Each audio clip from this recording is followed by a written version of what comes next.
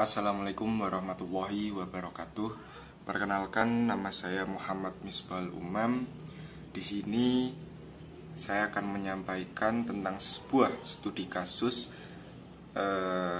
yang berkaitan antara konstitusi dengan Undang-Undang 1945. Saya mengambil sampel tentang pembatasan dalam kebebasan menyalurkan pendapat.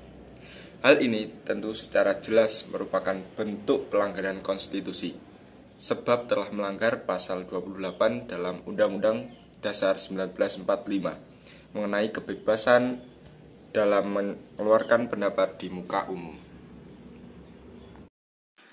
Salah satu pembatasan dalam berpendapat yaitu dengan dihapusnya beberapa mural yang dibuat para seniman yang diklaim oleh para aparat dapat menimbulkan multitafsir dan merusak keindahan ruang publik.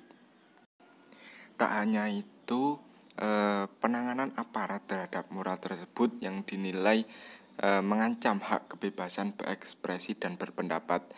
Penanganan kasus mural akhir-akhir ini menimbulkan efek gentar pada warga, sehingga tidak ada yang berani berpendapat kritis walaupun sejauh ini tidak ada yang ditetapkan menjadi tersangka. Berikut saya paparkan beberapa mural yang viral pada tahun ini. Juga dihapus setelah viral di media sosial. Gambar yang menyerupai kepala negara dengan tulisan 404 not found kini menghilang digantikan cat hitam yang menutupi seluruh area tembok.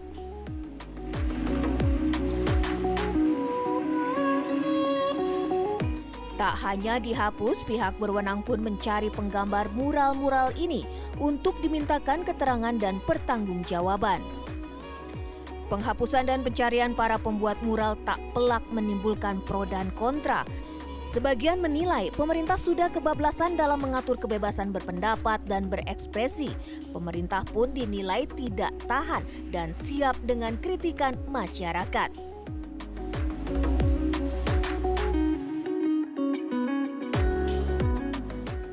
Sementara di lain pihak, pembuatan mural dinilai tidak sesuai dengan kaidah dan aturan yang sudah ada, terutama dalam hal perizinan dan keindahan kota.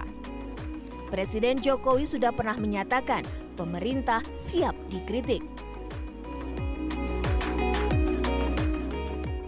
Lalu, jika pemerintah terbuka dengan kritik, mengapa harus dihapus dan dicari para pembuatnya? Mengapa mural tidak dijadikan sebagai bentuk seni yang dapat memperindah kota terlepas dari isinya yang mengkritik? Lalu bagaimana? Hampir sama dengan peristiwa mural yang viral tadi, di sini ada berita tentang 10 mahasiswa UNS Solo yang ditangkap karena membawa poster yang berisi kritikan kepada Presiden Jokowi. Menurut pengamat kepolisian dari Institute for Security and Strategic Studies ISISS, Bambang Rukminto menilai tindakan yang dilakukan oleh aparat kepolisian tersebut berlebihan. Padahal menurutnya, kritik di tengah pemerintah yang menganut sistem demokrasi seperti Indonesia merupakan hal yang wajar. Kritik itu adalah hal yang wajar di alam demokrasi. Menjadi tidak wajar ketika semua kritik dianggap menurunkan wibawa presiden.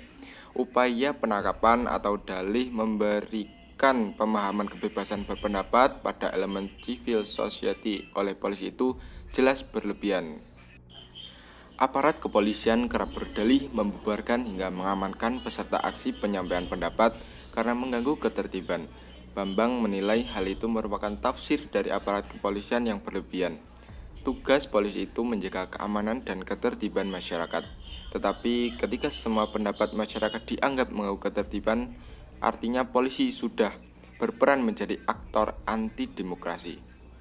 Kalau ini diteruskan, bukannya malah menjaga kewibawaan Presiden Jokowi dan lembaga kepresidenan, tetapi malah mendegradasi peran presiden sebagai hasil dari demokrasi.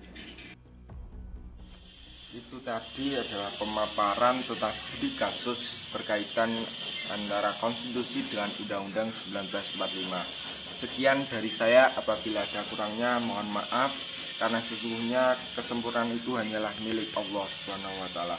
Wabillahi taufiq wal hidayah war ridha wal inayah. Wassalamualaikum warahmatullahi wabarakatuh.